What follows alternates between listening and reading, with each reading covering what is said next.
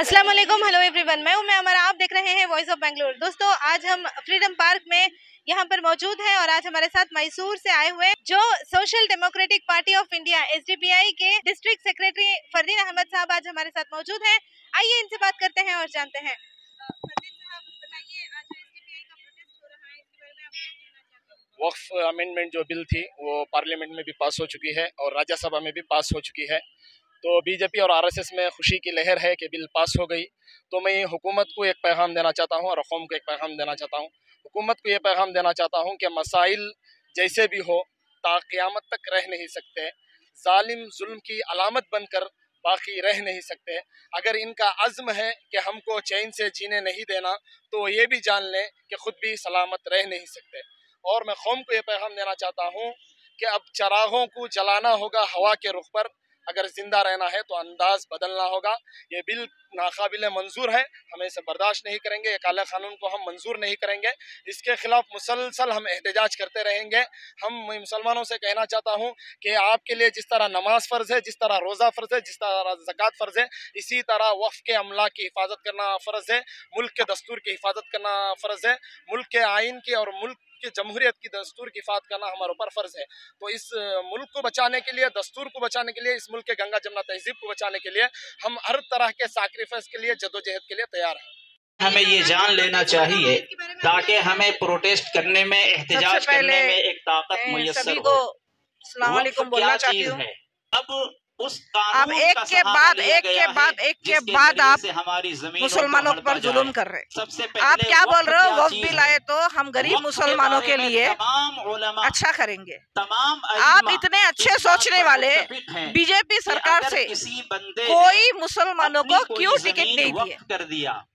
आज दिन तक कितने मुसलमानों के बारे में सोचने वाले, मुसलमानों के हक में बोलने वाले, इन्होंने अचानक से मिल्कियत में दाखिल हो जाती है। बीजेपी सरकार से एक भी मुसलमानों को टिकट नहीं मिला। ये आप हमारे बारे में अच्छे सोच रहे हैं क्या? ये खाली ढोंग रच रहे हैं। इनकी सोच यही है कि कैसे करके हम मुसलमानों के ऊपर कब्जा कराएंगे, कैसे करके हम मुसलमानों को डराएंगे। लेकिन केंद्र में बैठे बीजेपी सरकार से मैं बोलना चाहती हूँ, जब हम हमारे देश से अंग्रेज को हटा सकते हैं, अंग्रेज को भगा सकते हैं, तो आपको सत्ता से हटाने में हमको ज्यादा वक्त नहीं लगेगा। हमारे जो असली मुद्दा है, नौकरी नहीं है, देश में भूखमरी है, इतने सारे प्रॉब्लम को से हमारी जहन हटाने के लिए इस तरह से नए नए इश्यूज रेडी कर रहे हैं। शुक्रिया, अब मुझे बोलने का मौका दिया। मेरा नाम सोनू सिलावट है, मैं सोशल एक्टिविस्ट हूँ। SDPI पार्टी की जानिब से एहतजाज हुआ है। आपको नहीं लगता कि कांग्रेस पार्टी की जानिब से होना चाहिए था, क्योंकि पार्लियामेंट में अपोजिशन में कांग्रेस पार्टी मौजूद है? ये करना है, क्यों बोले तो हमें कांग्रेस को लाने के लिए सड़कों पे खड़कर फाइट कर स्पीचें देकर कांग्रेस गवर्नमेंट कर्नाटक के अंदर आ गया है। अगरचे मैं सुना पुलिस से जो यहाँ के जो एहतजाज के लिए परमिशन कैंसिल कर रहे हैं बोलकर मैं ये करा, लेकिन मैं सिद्धरामैया जी से और DK शिवकुमार साहब से कह रहा हूँ, कोई मुसलमान आकर कानून हाथ में नहीं लेगा। रोडों पे आएंगे तो कानून के साथ में जाएंगे। ये परमिशन है, अगर कैंसिल कर रहे हैं बोले तो कांग्रेस गवर्नमेंट के ऊपर सोचना पड़ेगा हमें। लेकिन नहीं, 85% हमें लोग 90% वोट देकर आज जो कांग्रेस गवर्नमेंट कर्नाटक के अंदर बैठकर है बोले तो मुसलमानों की वजह से, अगर ये लोग इस साथ नहीं दिया ये बिल में तो हम लोग इसका भी हमें बैकआउट करेंगे। लेकर आज जो मुसलमानों के सर से साया वस्ता छीन चुके हैं ये लोग, जो ये हालत है, अगर जब हम खामोश रह गए तो आसानी से ये इलीगल तरीके से बाबरी मस्जिद छीन लिए। अब ये ऐसा कानून बनाकर है, लीगल तरीके से हमारे मस्जिदें छीनेंगे, लीगल तरीके से हमारे दरबारें छीनेंगे, लीगल तरीके से हमारे इदारे छीनेंगे। जब पेपर मांगे तो हमारे पास दिखाने के लिए कुछ नहीं रहेगा। ये तुम्हारा नहीं होगा, कोई राम सेवक का आएगा, कोई VHP का आएगा, कोई बजरंग दल का आएगा। ये हमारे बाप दादा की जमीन है, ये वक्त झूठे इसमें कब्जा कर लिए थे। यहाँ पे हमारी मंदिर थी, इस मस्जिद को तोड़ो, हम मंदिर बनवाएंगे बोले तो क्या जवाब देंगे हम लोग? तो लोगों को खबरों से डर हो चुका है। समझ रहे ना, नागपुर के अंदर जो औरंगजेब रहमतुल्लाह अलैह की खबर से डर के हमारे खबरस्ताने छीनने की कोशिश कर रहे हैं। वक्फ बिल 2025 पास होने के बाद आज बेंगलुरु में SDPI की जानिब से पहला पुरअमन एहतजाज फ्रीडम पार्क बेंगलुरु में मुनक़द हुआ। ये एहतजाज जुमा नमाज के बाद हुआ। इस एहतजाज में बेंगलुरु के मुख्तलिफ़ तंजीमें और बेंगलुरु के नौजवान ख़वातीन शामिल होकर इस पुरअमन एहतजाज को कामयाब बनाया। आइए मज़ीद तफसीलात जानते हैं यहाँ के ज़िम्मेदारों से। न्यूज़ 4 की रिपोर्ट। वक्फ बिल 2024 में बनी तब से लगातार मुसलमान मुखालिफत कर रहे थे, एहतजाज कर रहे थे, फिर भी जो है इस बिल को पास किया गया है लोकसभा में, राज्यसभा में। तो आप आज जो है इस प्रोटेस्ट में शामिल हुए हैं, तो क्या कहना चाहेंगे इस मौके पर? मुसलमान मासूम कौम है, ये सारे हिंदुस्तान को मालूम है, लेकिन सबसे बड़ी चीज़ इस बिल का नाम उम्मीद रखकर है।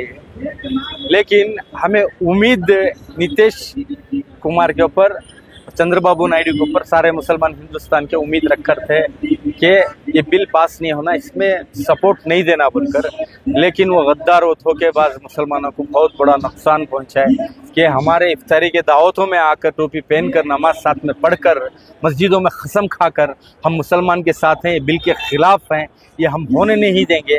अगरचे ये बिल पास करने की कोशिश करें तो हम हुकूमत को सपोर्ट वापस ले लेंगे बोलकर वादा कर करते हैं। तो मुसलमान गफलतों में उनके ऊपर भरोसा कर कर जो आज जो भरोसा करे उसका जो नुकसान हमें भुगतना पड़ रहा है, ये कोई हमारे नहीं होगी जब तक एक मजबूत कोई पार्टी मुसलमानों की हो, मेजॉरिटी की हो, और मुसलमानों की एक सियासी एक अच्छी मजबूत पार्टी हो, जब तक ये नहीं हो सकता।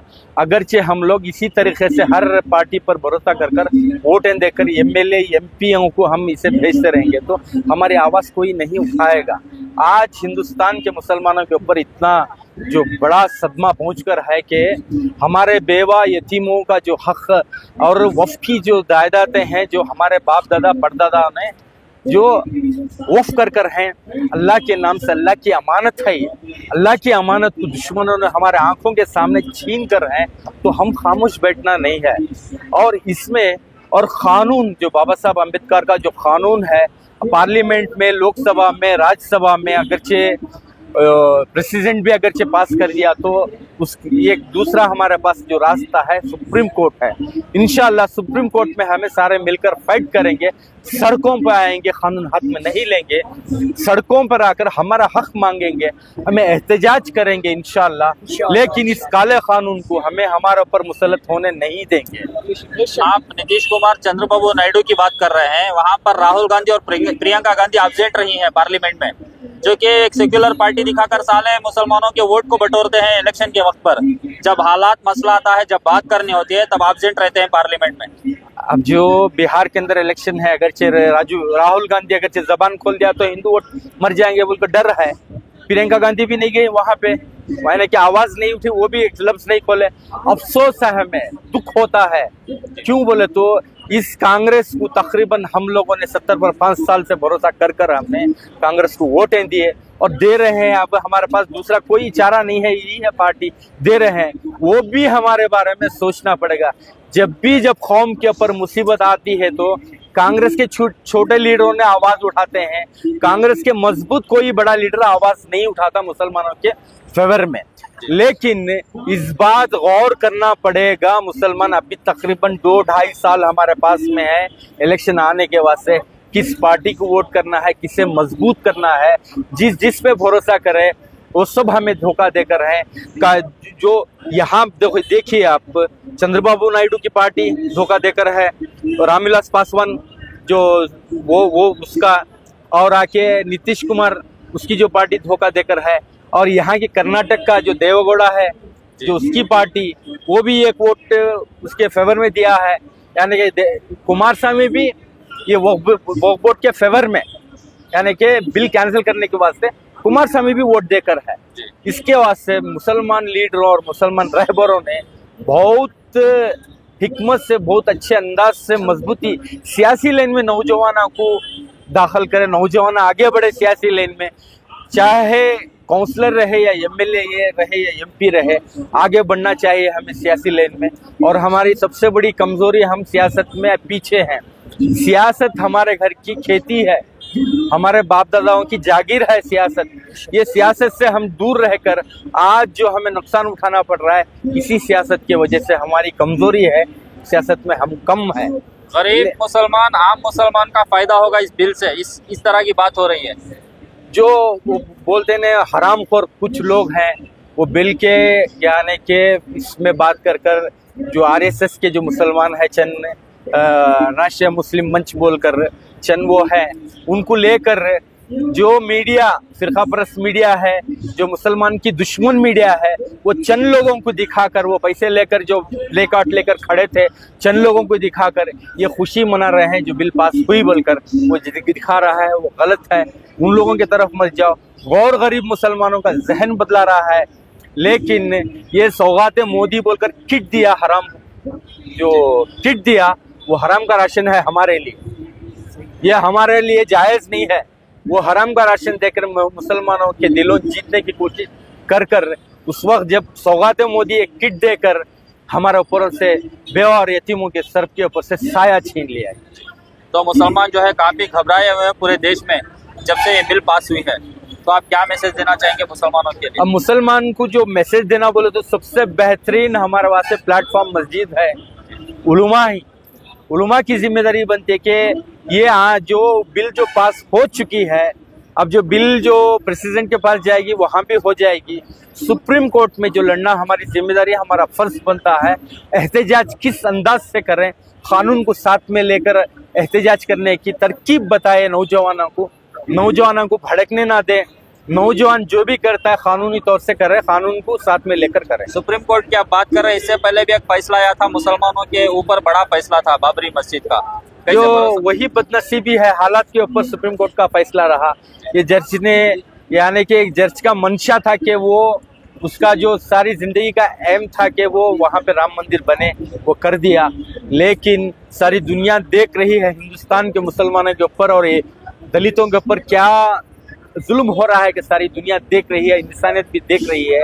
अब सुप्रीम कोर्ट का कानून जो है, बाबा साहब अम्बेडकर का कानून जो है, वो हर एक मजहब को अपनी आज़ादी से जीने का इख्तियार दे रहा है। लेकिन अब हमें भरोसा है, अल्लाह को भरोसा है, अल्लाह की ज़ात को भरोसा है, सुप्रीम कोर्ट हमारे साथ नाहक नहीं करेगा। जिस तरीके से शाहबानू का फैसले को हमने इनकार कर रोडों पर आकर, सड़क में आकर सुप्रीम कोर्ट को मजबूर करे कि कानून बदला है वो बोलकर, जैसा 3 तलाक का जो कानून उस वक्त शाहबानू का था वो बदला है बोलकर, इस वक्त भी जो वक्फ जो बिल का जो काला कानून है उसे खत्म करने के वास्ते सुप्रीम कोर्ट का सहारा। मुस्लिम नौजवानों के लिए क्या मैसेज है कि कानून को हाथ में ना लें, कैसा एहतजाज करें, कैसा इस कानून के खिलाफ लड़ें? नौजवान नाराजगी बताएं, किससे? हिंदू भाइयों से नहीं है, हिंदू भाइयों से नहीं है, पुलिस से नहीं है, इनसे नहीं है। हमें सिर्फ जो ये हुकूमत काला कानून हमारे पर लागू है, वो हुकूमत से नहीं, लेकिन पार्टी से नफरत बताए। ये पार्टी क्या है, ये आरएसएस क्या है, बीएचपी क्या है, बजरंग दल क्या है, ये लोग क्या कर रहे हैं हमारे साथ बोलकर, वो हमें इनके जहन में डालें। हमें जो भी इनके ऊपर जाकर हमें टूट पड़ना, उन पर जुल्म करना, ऐसा नहीं है। जो भी हम करेंगे कानून के तरीके से। लेकिन जितने भी कर्नाटक और हिंदुस्तान के मस्जिद के मुतल्ली और जो सदर सेक्रेटरी हैं, जो वफ़ के जिम्मेदारान हैं, उनसे मैं ये करता हूँ कि इसके लिए हर गली में, हर मोहल्ले में बैठकर मीटिंगें कर एक शहर में बड़ा एहतजाज हो कि लाखों करोड़ों में जमकर हम लोग नाराजगी बताएंगे। आज एसडीपीआई पार्टी की जानिब से एहतजाज हुआ है, आपको नहीं लगता कि कांग्रेस पार्टी की जानिब से होना चाहिए था, क्योंकि पार्लियामेंट में अपोजिशन में कांग्रेस पार्टी मौजूद है? ये करना है, क्यों बोले तो हमें कांग्रेस को लाने के लिए सड़कों पे खड़कर फाइट कर स्पीचें देकर कांग्रेस गवर्नमेंट कर्नाटक के अंदर आकर है। अगरचे मैं सुना पुलिस से जो यहाँ के जो एहतजाज के लिए परमिशन कैंसिल कर रहे हैं बोलकर मैं ये करा, लेकिन मैं सिद्धरामैया जी से और डीके शिवकुमार साहब से कह रहा हूँ, कोई मुसलमान आकर कानून हाथ में नहीं लेगा, रोडों पे आएंगे तो कानून के साथ में चाहेंगे। ये परमिशन है, अगर कैंसिल कर रहे हैं बोले तो कांग्रेस गवर्नमेंट के ऊपर सोचना पड़ेगा हमें। लेकिन नहीं 85% हमें लोग 90% वोट देकर आज जो कांग्रेस गवर्नमेंट कर्नाटक के अंदर बैठकर है बोले तो मुसलमानों की वजह से। अगर ये लोग इसमें साथ नहीं दिया ये बिल में तो हम लोग इसका भी हमें बैकआउट करेंगे।